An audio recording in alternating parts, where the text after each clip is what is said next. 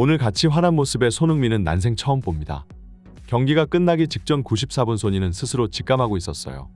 자신에게 패스를 주면 골로 연결시킬 수 있다는 것을요. 웨스트햄과의 경기가 끝난 뒤 손흥민이 보인 격정적인 반응이 엄청난 화제가 되고 있습니다.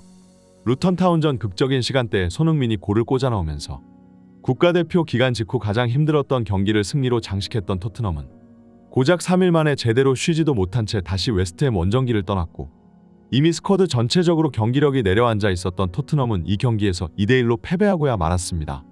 얼마 전까지만 해도 기세가 토트넘이 무섭게 승점을 쌓아 올리면서 챔스 진출에 있어 청신호가 켜져 있었기 때문에 이번 패배는 더욱 아쉬웠는데요. 기본적으로 현 토트넘 선수단에는 엄청난 피로가 누적되어 있어 제대로 된 퍼포먼스가 잘 나올 수리가 없었던 것은 사실입니다. 우리의 손흥민 선수도 유독 힘들어하는 모습을 경기장에서 보여주고는 했는데요. 하지만 그렇다고 해서 토트넘에게 골을 넣을 기회가 없던 것은 전혀 아니었고, 웨스트햄과 치열한 공방전을 펼치는 와중 몇 번의 결정적인 찬스가 저절로 굴러들어오기까지도 했으나, 이번 경기 토트넘과 합을 이룬 공격수 파트너들은 하나같이 시야가 좁아 터진 데다 날이 갈수록 이기심만 늘어 자신이 직접 해결하려는 경향을 보이고 있기에 가장 골과 가까운 위치에 있는 손흥민을 발견하고도 이를 무시해 큰 비난을 받고 있는 중입니다. 그리고 경기가 끝나기 직전 보인 쿨루셉스키의 역대급 탐욕은 이제 손흥민이 화를 내는 것조차 포기한 채 그냥 경기장에 얼굴을 파묻고 엎드리게 만들기까지 했고, 현지 토트넘 팬들은 이 장면에 특히나 분노하며 다음 시즌 여름 이적 시장이 열리자마자 당장 쿨루셉스키를 팔아치워야 한다고 주장하는 중입니다.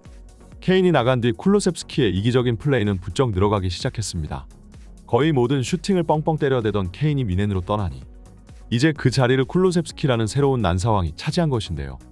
불과 몇 년 전만 해도 쿨루셉스키는 한국 토트넘 팬들에게 셉셉이라는 별명으로 불릴 만큼 호감 가고 이쁨을 받는 토트넘 내의 인기 선수였지만, 이번 시즌은 에릭 다이어의 뒤를 잇는 밉상 선수가 되고 말았습니다. 쿨루셉스키는 이번 시즌 내내 자신의 왼발 슈팅 각도를 고집하면서 중앙으로 침투하는 손흥민을 계속해서 무시했고, 결국 루턴타운전에서도 그 탐욕으로 인해 모든 경기를 그르치고 있었기 때문에 포스텍 감독은 45분 만에 선수를 교체하는 이례적인 선택을 하면서 쿨루셉스키를 사실상 주전 자리에서 제외시켜버렸습니다. 그리고 쿨루셉을 대신해 손흥민의 파트너로 나온 존스는 당장 루턴타운전에서도 일자체골 유도와 한 개의 어시스트를 올리며 좋은 모습을 보였고, 이번 웨스트햄전에서도 4분 만에 선제골을 기록했습니다. 손흥민 또한 존슨이라는 선수를 누구보다 아끼고 있었기에 토트넘 팬들은 존슨이 앞으로 손흥민 최고의 조력자가 되어주기를 바랬는데요.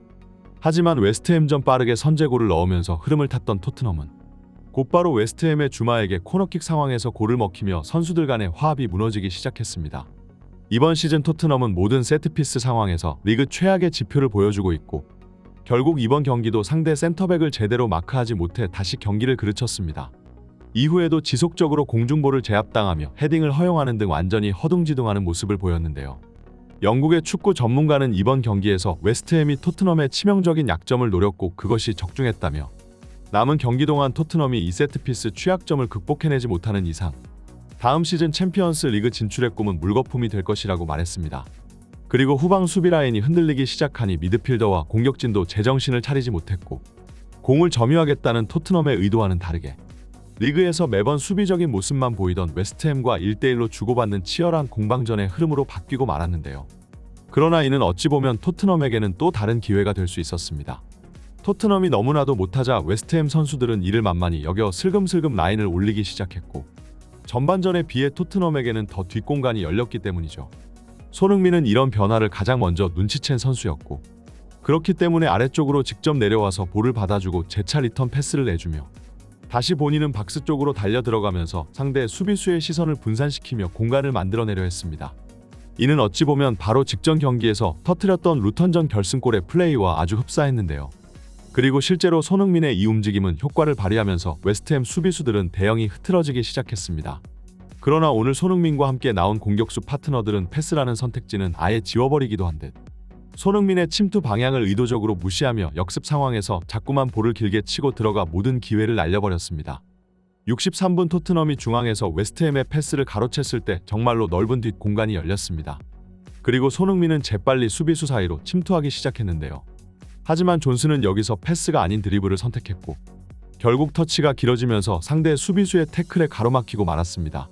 존슨을 쿨루셉 대신 기용했던 탐욕을 부리지 않는 성향 때문인데, 그동안 손흥민을 잘 지원해주다가 이런 상황에서 욕심을 내버리며 기회를 그르치고 말았느니 토트넘 팬들은 존슨이 골맛을 보더니 점점 쿨루셉스키처럼 변해가고 있다는 반응을 보였습니다.